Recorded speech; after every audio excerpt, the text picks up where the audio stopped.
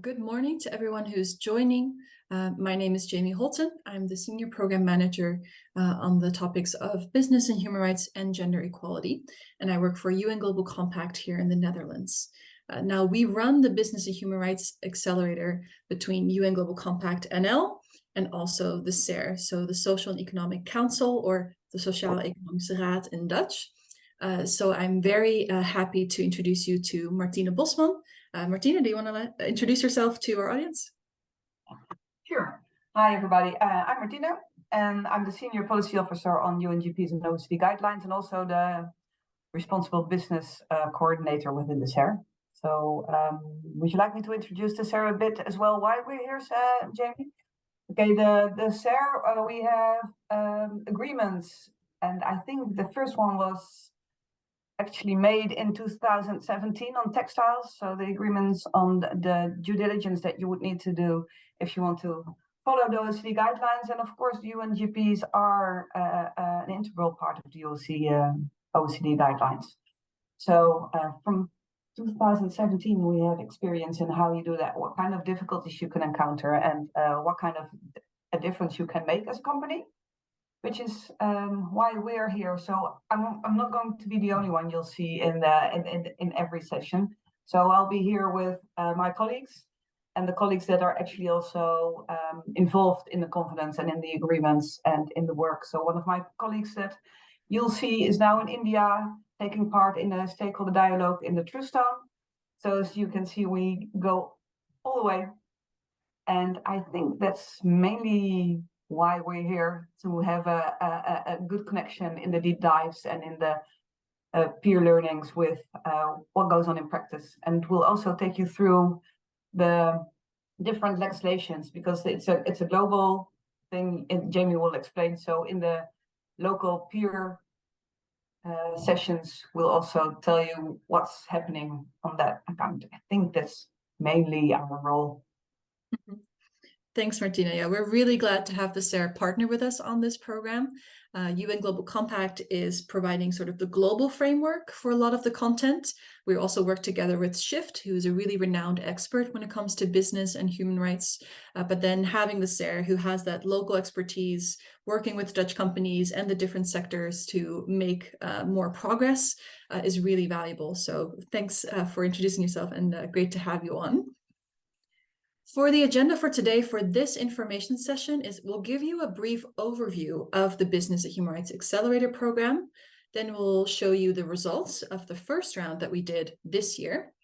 We'll go over some frequently asked questions, and then we'll open the floor for any questions that you might still have left. So you are able to use the chat function. If any questions pop up for you in the meantime, feel free to put them in the chat, and we'll make sure to get back to them in the open Q&A section. So first, let's start with the why. Why did we have, to create this program in the first place? That's because, unfortunately, human rights are still very much at risk worldwide. We still have 1 in 10 children that are subject to child labor. We have millions of people that are trapped in forced labor.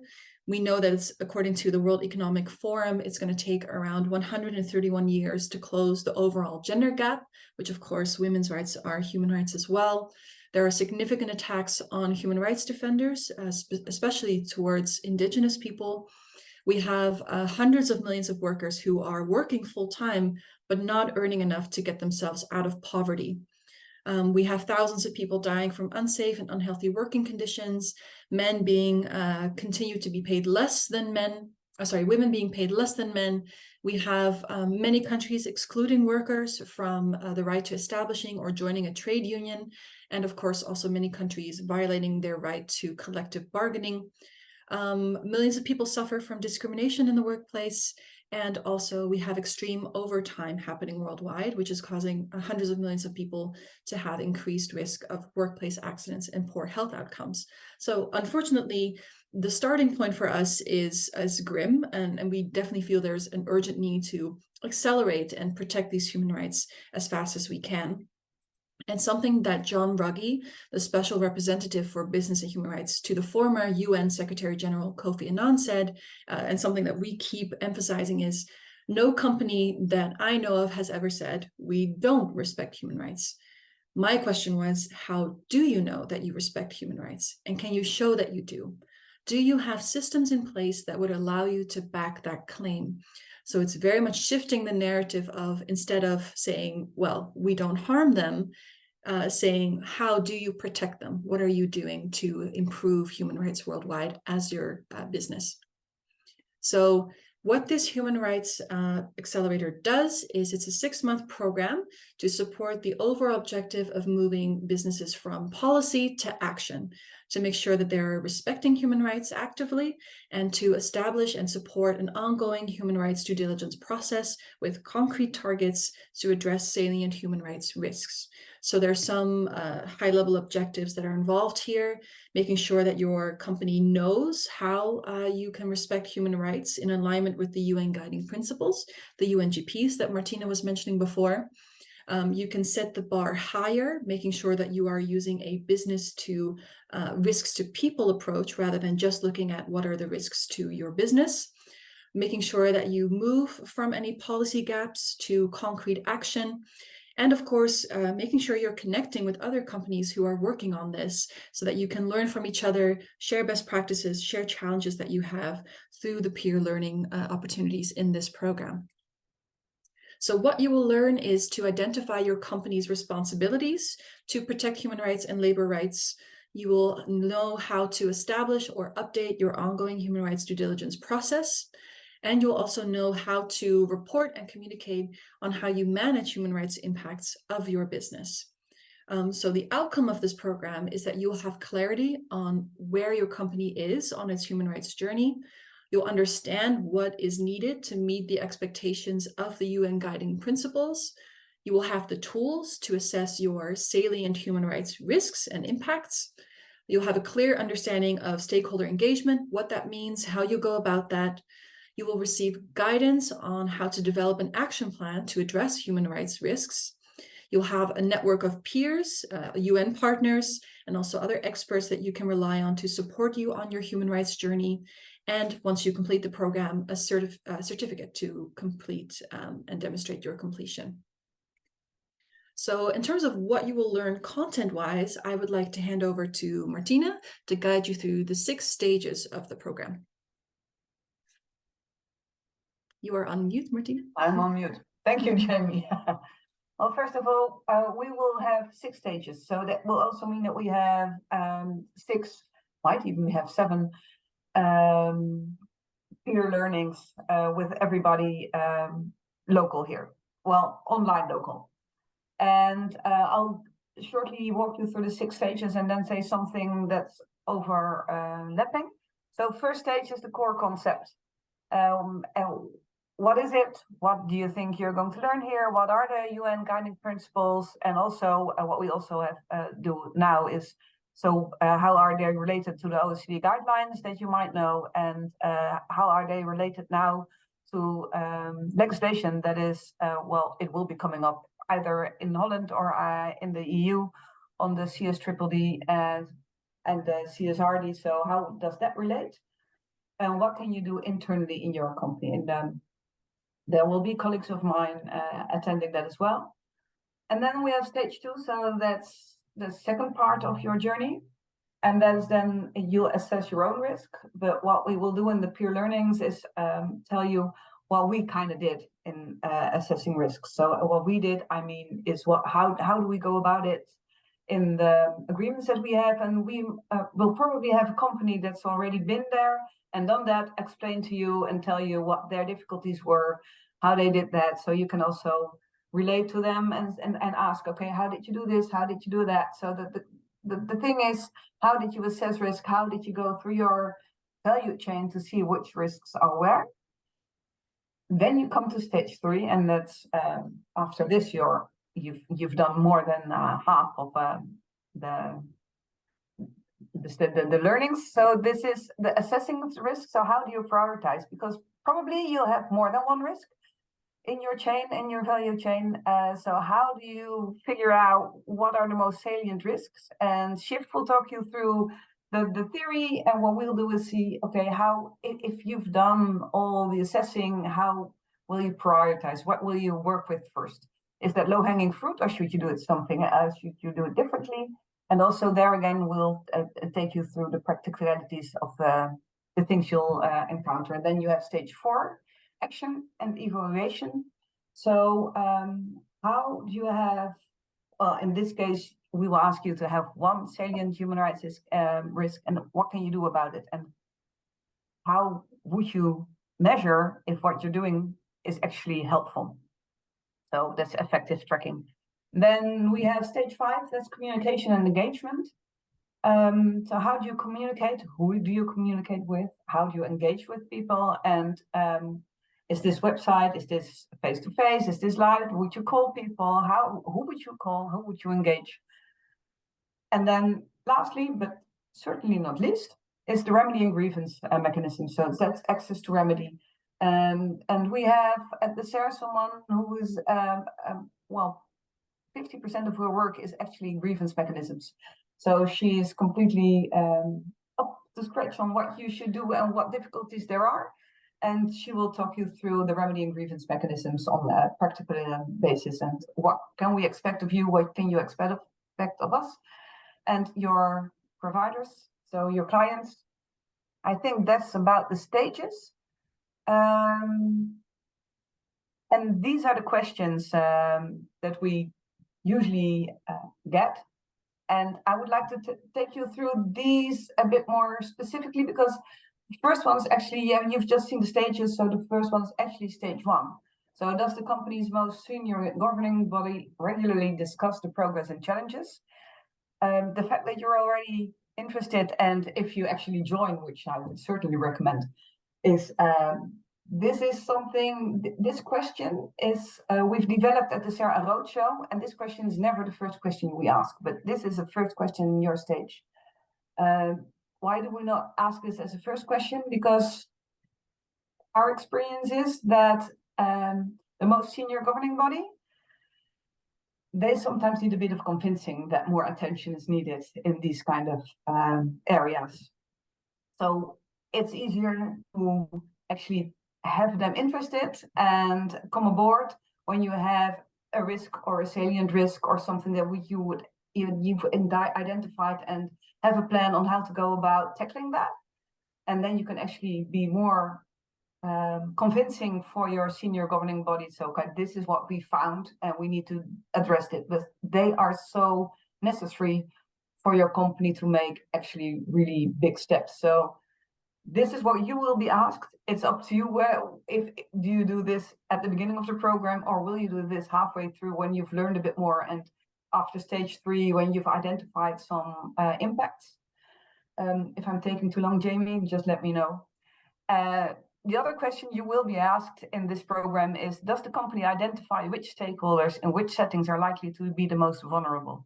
Because you've seen in stage 5 that you need to communicate, but if you do not know who to communicate with, it's difficult to communicate, actually to make a plan on who to communicate with. So these kind of questions will come in, but they will come in different phases of your journey through the human rights. And does the company's processes for identifying human rights risk encompass its operations and business relationships throughout your value chain? And the value chain you would need to know is not only the upstream part, so from raw materials, from raw materials to you, but also from you to your clients, and maybe even end of life. So know that it's an entire value chain. And include impacts the company may cause, contribute, or be linked to. And you will learn from Shift why that's important, because it's important what is expected of you to do if you actually have a concern or are related to an impact. So what can the company or what can the affected people expect of you? What should you do? So these kind of questions you can expect during your journey through the due diligence. And they're difficult questions, by the way, but we'll help you answer them. And if you have any questions on them, in each phase, we'll address them, and you'll be able to ask all your questions. Exactly. And these are also the type of questions that you will likely be asked as part of your new reporting obligations from the EU. So going through this program and working on these questions already and how you can answer them will prepare you for the upcoming reporting legislation. So thank you, Martina, for sharing your insights on those. We will have you on for any clarification questions later as well. It's great to have the Sarah's knowledge there. But in terms of how you will learn all of this valuable content, we have different methods. You can see this as a before the session, during the session, and after the session. We will have online, on-demand videos and content that you can go through to prepare and start learning about the content. Then we will have deep dive facilitated sessions. At the global level, they will be hosted by Shift. And those will go very technically, going into each of the stage technical challenges that you might expect, of course, also with opportunity for questions. Then we will also have local peer learning sessions, and that's to make sure that we're translating everything that's relevant globally to your local context. So for your business registered in the Netherlands, what does that mean for you? What are companies doing here? What are you doing together? Can you learn from each other, exchange challenges, and so on? And then after the sessions, you will have an opportunity to implement the learnings into the action plan that you will be developing throughout the program. So this is where you will be working together with a colleague within your company to make sure that you're translating all of the learnings into action. You will also have a chance to participate in Ask the Expert sessions on specific topics. So I will go into those here. We will have 3 of them in the coming edition of the program. One will be specifically around the human rights legislative landscape, so the legal landscape. It's evolving very rapidly, as many of you all know. So we want to elaborate on how this has been changing. What does that mean for you now? And also, how can you navigate this space and how things keep changing? How can you stay up to date and make sure that you are abiding by the latest legislation? Then we also will have a session on human rights due diligence in financial institutions. We actually had quite some financial institutions join us the previous round, and we noticed that, of course, it's a little bit different if you don't have a supply chain, but you do still have a value chain, you do still have stakeholders, you do still have potential human rights risks. So this Ask the Expert session will focus on what you can do, how you can leverage your power as an institution to address those human rights issues. And then the third Ask the Expert session will go into technical labor right issues, and that will be hosted by an ILO expert. So the International Labor Organization is partnering with us on this, and we actually had the same session last edition, and it was very well received. So if you want to go into the nitty-gritty of labor rights, definitely worth attending this one. These are all optional, but we wanted to provide them to you in case this is of specific interest to you. So what's the program timeline? So it's a 6-month program. We will close up the registrations for the coming round in December, 15th of December this year. Then we will start onboarding everyone in January, and you can then start your e-learning process. And then we will have a kickoff in February, and that will be a hybrid version. So we will have the opportunity for you to come meet us in person, meet each other. But if you are located elsewhere outside of the Netherlands, or if you're not available to join in person, there will also be a virtual option to join. Then in each of the stages, generally there is a technical deep dive. In the beginning, we will have some of the Ask the Expert sessions. And in each of the stages, there's a local peer learning session. So that way you have global and local knowledge being applied. And then the closing session will be in July. And that's also to make sure that we celebrate, you going through the program together. And of course, to give you another networking opportunity to see how you can keep working on this after the program finishes. So what were the results of the previous rounds? Globally, we actually had 665 companies join the program, and they were based in 57 different countries. Overall, that meant we had 1,300 participants. And in terms of what they experience as outcomes of completing the program, is that 95% of the participants recommended the BHR Accelerator to others. 92% are in the process of building out their action plans since starting the Accelerator. And 627 participants actually already submitted their action plan and received their certificates of completion. We had 86% of participants saying that they agree that the Accelerator has helped their company progress on their human rights journey. And then 82% agreed that the Accelerator helped their company understand its responsibility to respect human rights. So these are really great outcomes, and it just shows that this was a very practical program that companies could actually start benefiting from as soon as they were doing it. So highly recommend that you really consider joining to get these similar types of outcomes for your company. It was also our most popular program that we run in the Netherlands for UN Global Compact. We had 26 companies join us this last round. You'll recognize some of the big names, but there were also some smaller organizations. Definitely acceptable to be on the start of your human rights journey, or if you are more advanced, to keep developing your human rights journey. So we have content for both mature organizations and beginning organizations. And if you want to hear more about what they thought, we thought we would play this video for you. It's very short, but that also allows them to reflect on what they thought. What I really love about the program is that it's called Accelerator, and that's exactly what it does. It helps companies to really make fast moving forward steps on this topic of human rights. Really like the combination of a lot of theory about human rights, but then also putting it into practice. So really leave with the final product that you can actually start using. Companies that are considering joining, I would say just do it. I mean, you'll get great content, a great group of peers that can inspire you, and experts that will help you in this process. And I'd love to tell you more about the program and see if this is something that can support your work. So you are here, so you are actually listening and seeing how this can support your work. But yeah, we have had great reactions from the companies who joined us this round, some even saying that they'll send new colleagues for the upcoming round. So we were really glad to have such a great response. Now, for some frequently asked questions, and I'll try to keep this brief, the most common question we get is, who should participate in this program? What's the time commitment, right? Everyone is busy. And to answer that, we will have each company sign up with 2 working level representatives. So those are the participants.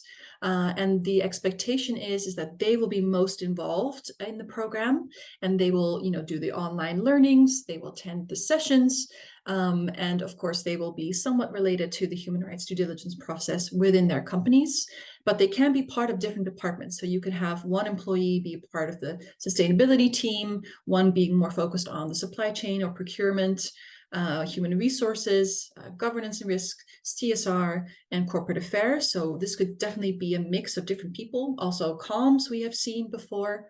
And the time commitment for those 2 working level representatives is 50 to 60 hours across the both of them. So what this means is that you could divide the sessions and the work among the 2 of you to have in total 50 hours over those 6 months. And that translates to about 2 hours a week. Some weeks, of course, a little bit more if you're attending a session, some weeks a little bit less. So you could divide it in a way where you have a primary participant who's doing most of the work, and then having an alternative participant who supports and maybe jumps in if the first person can't join a session. But we've also had companies just join with 2 participants in all the sessions to make sure that they have, the most benefit of all the learnings. So then it's about 50 hours per person. Again, that's about 2 hours a week. And then we also ask companies to sign up with an ambassador. And an ambassador is someone who is more at the executive or senior level that can actually help influence and implement the suggestions that you make for the company's human rights due diligence journey. So on average, they only do 10 hours across the 6 months. And that will be mainly, joining an onboarding session, maybe checking in with the participants twice throughout those 6 months to see how they're doing, if they need any assistance, or just to check if the action plan is going well. So that's a lower lift, but it does create that buy-in from the start that you need, that, at the end of the program, if you have a great action plan, you have someone in your corner who will vouch for you and who will try to make the changes that you see are necessary to improve your company's impact. So does the program cost money? That's also, of course, a very important question. The answer is no.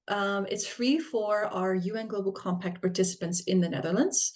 However, of course, being a participant is a mandatory requirement. So you can check if your company is a participant of our local network by clicking on the link that Linda just shared in the chat. Thank you so much, Linda. And if you aren't a participant yet, you can book a Calendly appointment, so a 30-minute virtual call with Linda to see, what that would mean for your organization, how much it would cost. But in general, once you are a member, a participant, you will have free access to this course for your company. So yes, Linda already shared the Calendly link, which is great. So will joining the Accelerator prepare your company for the EU directives? Of course, a highly relevant question right now. The answer is yes, because since 2011, most of the legal developments that have been based on the UN guiding principles and the OECD guidelines. So if you align your company with the expectations of those guidelines, you will be future-proof for your business. So it's less focused on how do you report, it's more focused on how do you implement the changes that the EU wants to see, so that you're proud of what you're reporting. That's what we're hoping to give you from this program. And does the Accelerator cover various regional or country level legislations? Again, that's also a yes. We will facilitate the Ask the Expert session, so that will be available to you. And then also, of course, with the SARE in the local sessions, we will cover any relevant national legislation. And thank you, Kelly, for letting us know that the link isn't working. Linda is already in the chat to support with that, so thank you. What's the benefit of combining companies from different sizes and sectors? Also a great question that we get a lot. And that's because, well, in complex global supply chains, we know that many human rights issues are systemic. And of course, they are valid across different industries, and they also require more collaborative approaches to address them. We know that a lot of businesses are interrelated, right, in their work. They're also sometimes a part of each other's supply chains or value chains. So that's why it's great to have them all in one place to learn from each other and to make sure that it's relevant and applied in all of the different sectors. Then also what we see is that companies of different sizes and sectors can actually learn about each other's good practices and take steps to address them together. So even though you might not expect your industry to be able to do the same things as an entirely different industry, we see that there's common challenges, and sometimes that also means there's common approaches to overcome them. So it's great to learn from each other and to get out of the sort of silo mindset here. And I just want to check in with Martina, because she also has, great experience with the different industries. If you want to share or add anything to this part. No, it's completely correct what you're saying. So we see in different industries the same questions arising. So for instance, how do you do this? So the roadshow that we developed was firstly for the food industry. But we've done the same roadshow in metals, in renewable energy, and in all the sectors, because the questions are the same. The answers might not be, but the questions are. And sometimes the answers are as well, and you can help each other. So yeah, it's a systemic, definitely. And a lot of things that you'll encounter, other companies within a completely different industry will encounter as well. Yeah. Yeah. Thanks, Martina. And then what if you say, well, our company already has a human rights due diligence process. Do we really need to join this? And of course we say, yes, of course, human rights due diligence processes are ongoing, they're ever evolving. What's considered ambitious now won't be considered ambitious 10 years from now. So it's good to always keep working on this to see how you can keep raising the bar. And of course, you will have guidance from experts who have the latest up-to-date knowledge and peers who are working and are most up-to-date on this as well. Definitely. And might I add something to that? Because my colleagues and I, we also watched and learned from Shift. And there was even something new for us. So the ones that have been doing this for 5-6 years still learned and figured, that's a nice detail that I've not thought about for a while. So yeah, even for us, it was nice to do this. Yes, yeah, we definitely keep updating the program. We keep updating the content. So that's why it's also interesting for companies to join multiple years in a row. But we'll get to that in a moment. Something else that we want to highlight is once you've gone through the program, you might come across some very good case practice examples in your own company or from others. And then we, of course, having learned about them through the local sessions, will be able to invite you to share your best practices at global platforms. So, of course, being the UN, we have regional events, we have global events, and we, of course, want to highlight your best practices so that more companies can learn from them and move the needle. So that way, this is also a great opportunity for you to showcase what you're already doing and where you're making really important impact that we can highlight globally as well. So what language will the accelerator be in? We are the Netherlands local network, but we will actually conduct the accelerator in English. And that's because we know that many companies working on this have international staff. So we want to make sure this is as accessible as possible, but also so that you can share your learnings more easily with colleagues that are abroad or in different offices. Of course, if you have any questions and you're more comfortable in Dutch, you can always reach out to us in Dutch and we will be able to respond to that as well. Martina, do you want to jump in? Yeah, there's a question on the chat, Jamie, that we might want to answer. So the question is from Clara. As I understand from the different stages, participating in this program will require considerable disclosure of internal processes. Is it up to the participating company to decide to what extent the information is shared? Yeah, great question, Clara. Thank you so much for asking that. So, of course, this is a confidential space. So it is up to you to decide how much of your company's information you want to share. Of course, we're not promoting, that you share any trade secrets or anything like that. But what we will ask for you is to, in your action plan, just share sort of the high level points that you want to work on just for your own reference. And that action plan will be completely confidential to you. So no other participants will look at that. It's just to make sure that you are working on something tangible. So how much information you share and put in your action plan, that is fully up to you.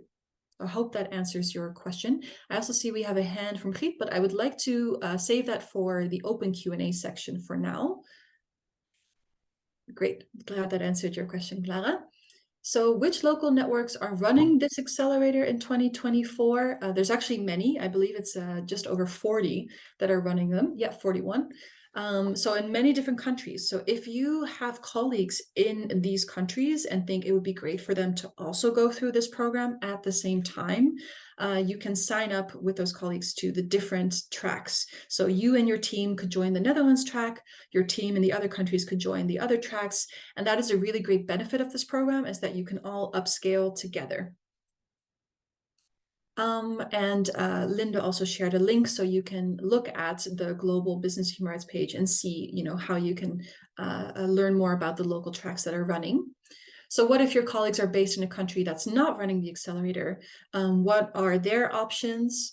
Well, thankfully, you are still welcome to join the Netherlands track as long as you're willing to work with our Dutch time zone, or your colleagues can sign up to the global track. So that's also available in the sign up sheet, which we'll also share in a bit. But that just means that wherever you are based, you can join this program. So if you participated in round 1 of the accelerator, you would like to go through it again, can you do that? Yes, you can. If you've run through the program once, you'll also keep access to your alumni page, where you will have the previous recordings, documents, and resources. Of course, you can then sign up again with different colleagues, or sign up again if you want to focus on a different part of your supply chain. So you can reach out to me or contact the global team about this. And this is also just a great reminder to you, if you join the program, you will keep having access to all of the resources that you will go through during the program. So it's also a long-term investment and long-term resource that you're gaining through the program. So now we get to the open Q&A. Thanks so much for bearing with us. I want to check if the hand is still up from Gietje. Yes, I think so. I will ask you to speak up. Please share your question. But I do have a question. Once you said that our colleague stakeholders from other countries can also participate. it's possible, like you said colleagues, but it's possible our stakeholder, like our growers, to participate in order for them to conduct a human rights due diligence assessment? Great question. So could you involve other stakeholders, Yes, other perhaps stakeholders. partners? Yes, they can. They will have to join UN Global Compact as a participant. So, for instance, if you are a parent company and you have subsidiaries, then they can just easily join you with your parent company track. But if you have different stakeholders that are not an entity of your company, they will have to separately sign up to UN Global Compact to enjoy the benefits of the program. I hope that answers your question. Yes, that answers my question. Great. Thanks, Gietje. Also opening the floor to any other questions of the people who are joining us today. Feel free to put it in the chat or to raise your hand and we can give you an opportunity to voice your question. We have a question from Katie. I'm not sure if you can see it in the chat, Jamie. She asks, Yes, can you join without having a real commitment to UN Global Compact at the moment? We're working to comply to the UN guiding principles by developing an HR policy, but are not there yet. Do you have to be a UN Global Compact signatory or supporter to join a local network? In order to become a UN Global Compact participant at a local network, we ask for a commitment by your CEO to the 10 business principles. So those are specific to UN Global Compact, and they are commitments related to climate, the environment, to human rights, labor rights, and anti-corruption. So it's to show that you are aligned with the values of UN Global Compact. And of course, through the program, we will show you how you can work to comply with the UN guiding principles in your due diligence processes. So you don't need to be all there yet and have everything figured out. That's what the program is for, to support you along the way. But you would need to show that you are committed to the 10 principles of UN Global Compact. And of course, as a participant, you pay a contribution fee every year to show that you support our work. And have access to all of our online learnings, our different trainings on different areas, and all of our events. So depending on your revenue for your company, you will have a tiered contribution that you pay each year. And that's why you would have free access to the program as well. So it's not that you have to be fully committed to the UN guiding principles yet, but you do have to join our local network and show your commitment to our UN Global Compact 10 principles. So thank you for that question. It's a really good question. I want to check if there are any other questions at the moment. Gietje, would you like to ask another question?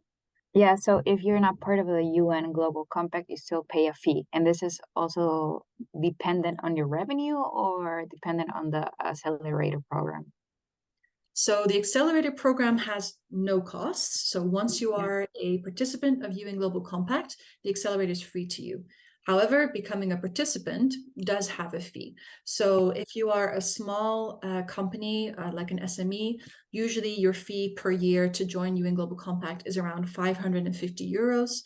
Of course, the more rich companies, right, the multinationals with higher revenue incomes, they pay more to make sure that it's also accessible content to the smaller organizations. So it's worth checking on the UN Global Compact website, of what signing up for you would mean for your revenue.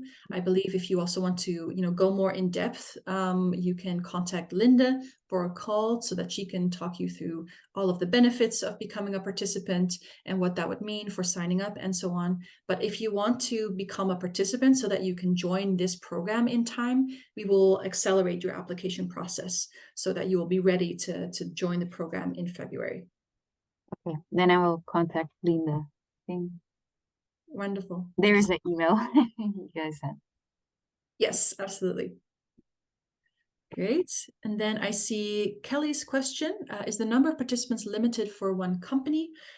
Yes, we ask for a company to join with 2 working level representatives and 1 ambassador.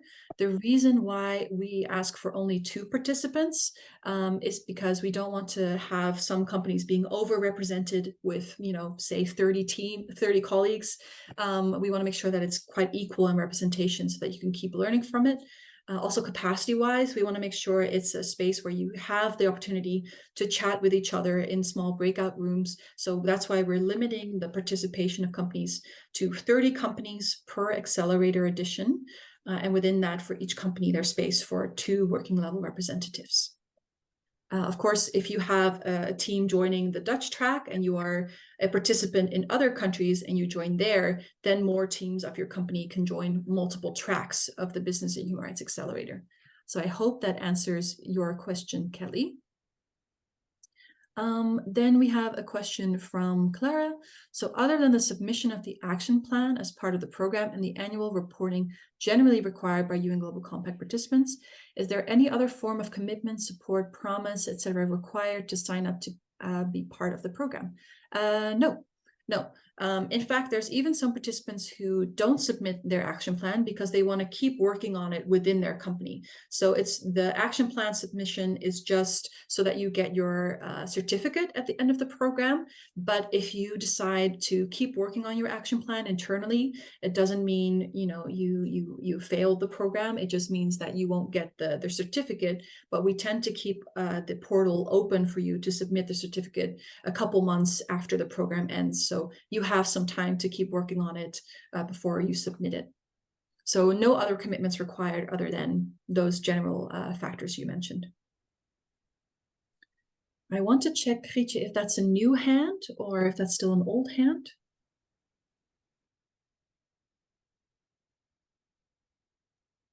That's an old hand. Okay. No worries. Great. Checking if there's any other question at this stage from you all in the chat. We'll keep an eye out on that.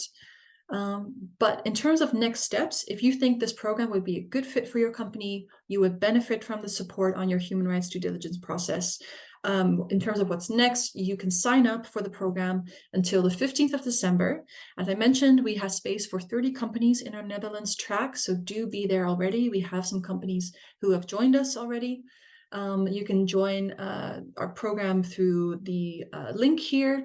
There's a Qualtrics survey that you can fill out. You will need your UN Global Compact ID to sign up. So if you have any questions there, you can reach out to Linde or myself if you need any assistance with signing up to the program.